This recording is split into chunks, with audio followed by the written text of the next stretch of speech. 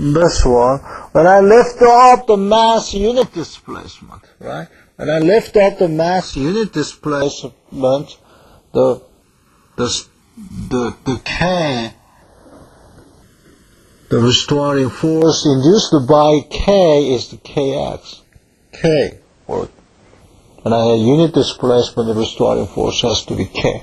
When I have X displacement, the restoring force must be Kx. What is the restoring force in this case?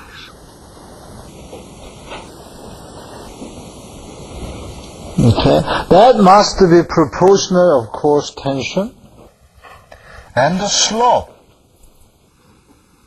Right? If I have the stiff slope, then the restoring force has to be large. So it is related with T.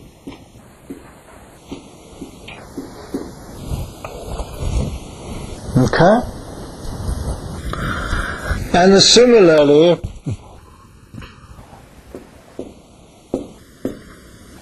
we can study the vibration of rod.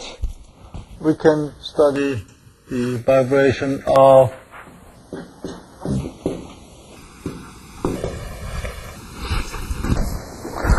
rod in torsion.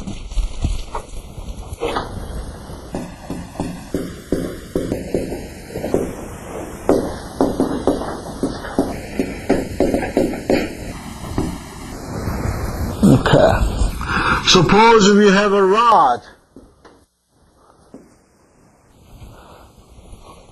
The philosophy we are using now is start with the simplest case.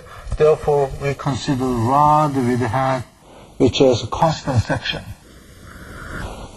Text, they consider non-uniform section, but that just to make you confusing, right? Anyway, the text handles cross-section, constant cross-section. But why don't we start the constant cross-section in the beginning? Okay? To understand the behavior of a rod, what is the second thing we have to do? We have to look at the small segment to apply the Newton's second law. Okay? So, to apply Newton's second law, we have to look at the infinitesimal element of the section. Okay. Use coordinate x. Okay. Then we can see that there will be a force acting on both sides,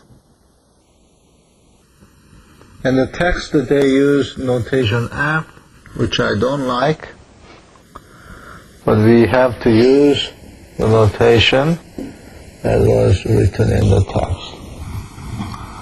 Okay? This is just to use the Taylor expansion. Okay. That must induce some acceleration times mass.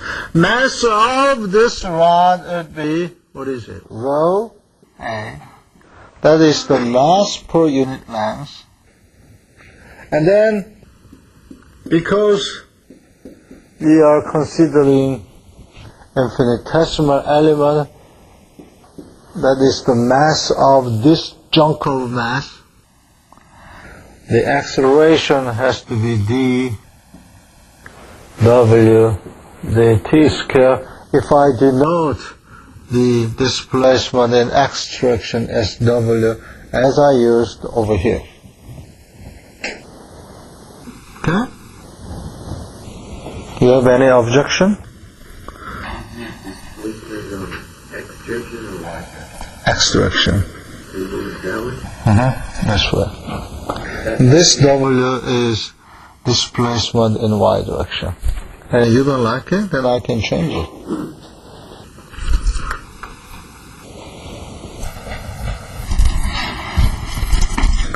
Now this picture equation that expresses Newton's second law applied to the small segment of rod. Give me the equation that this is minus F according to the coordinate I'm using, and I have F plus dF is equal to rho A dx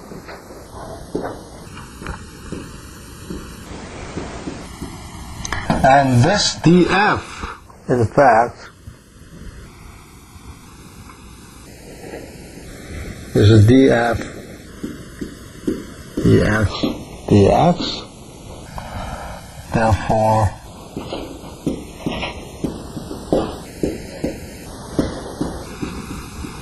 Therefore what I have is dF dx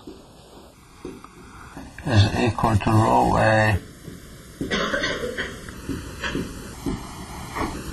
Okay, this means that I have a relation between the displacement of a rod with respect to force acting on the rod.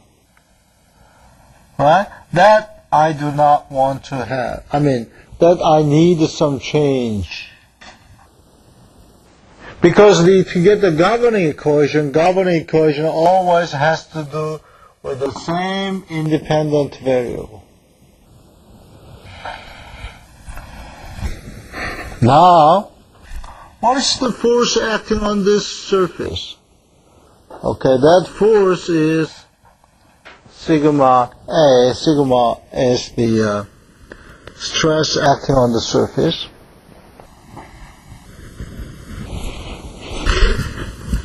So that is d sigma A dx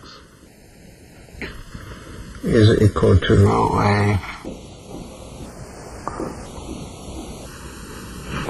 Okay, this means that I have displacement W, and I am introducing the stress field, and I know that there is a strain field. The relation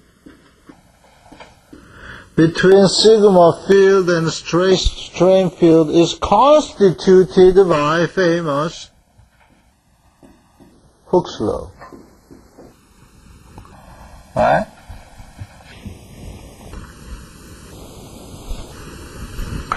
Right? And this relation is between strain field and then displacement field is by definition dW dx. Right? So actually we are handling displacement field, stress field, and strain field.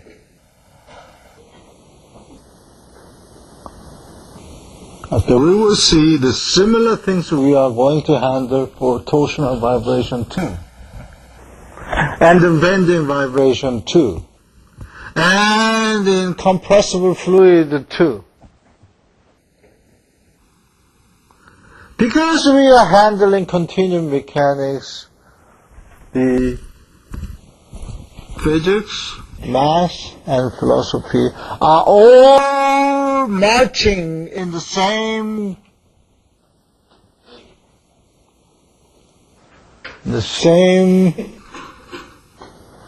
melody. Okay. Somebody made the